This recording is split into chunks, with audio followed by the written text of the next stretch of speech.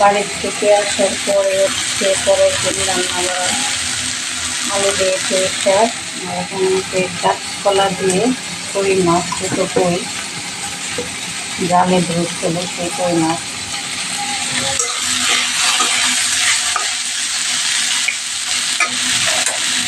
আর হচ্ছে করলা ভাজি করবো। করলা ভাজি হচ্ছে কাটা নেই, কেটে নেই, একটু কত হয়ে গেছে, শক্ত হয়ে গেছে।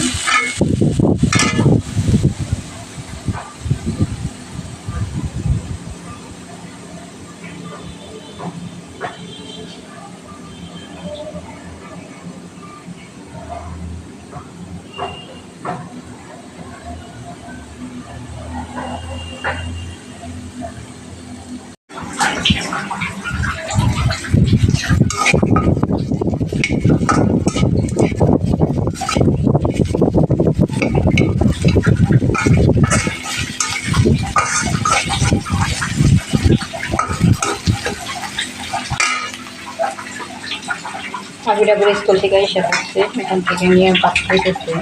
শাক মানে শাক খায় না।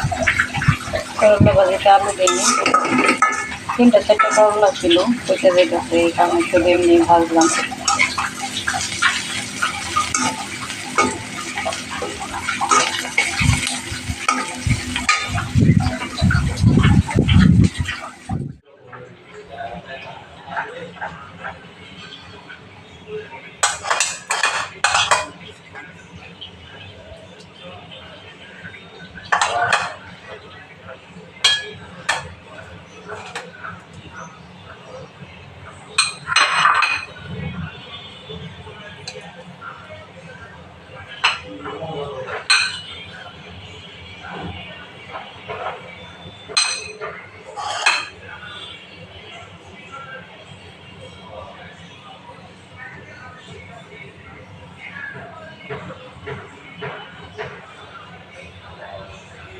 দুপুরকারের ভাত খাইতে খাইতে আসরের আজানি দিয়ে দেয়।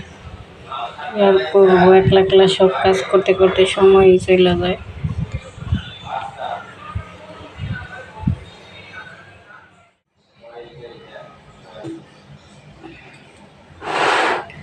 ভাত খাওয়ার পরে মুখটা জানি কেমন লাগতেছে,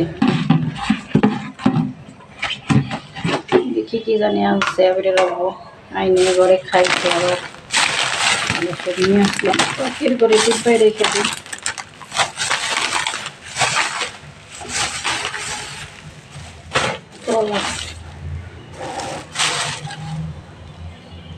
মজু আনলে কি করে, আমানে যেরকম এই কাগজগুলো রাখে না, সাথে সাথে ছিঁড়া ফেলাইব এই বোতলের। খাইছে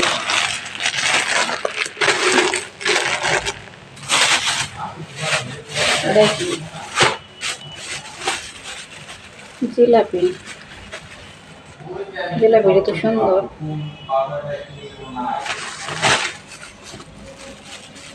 এই যে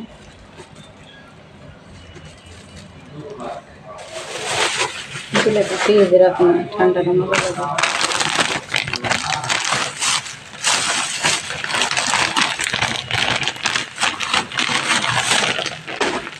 এই যে টুস বিস্কিট, এই বিস্কিটটা মজা লাগে, টুস বিস্কিট বা টুসের বিস্কিট মুখে দিই।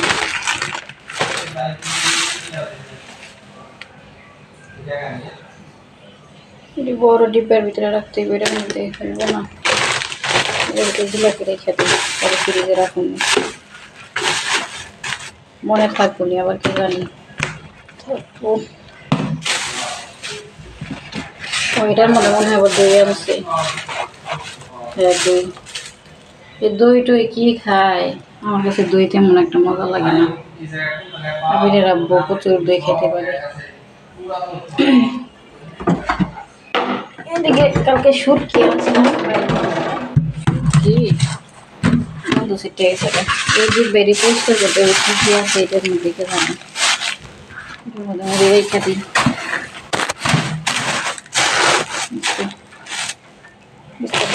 বিস্কিট বিস্কিট আবার অন্য ডিব্বায় রাখতে হবে।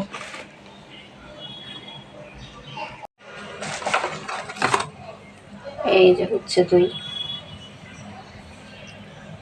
দই দেখতেই ভালো লাগে, খাইতে ভালো লাগে না। যারা খায় তাদের কাছে ভালো লাগে। মনে কর মজু খাবে।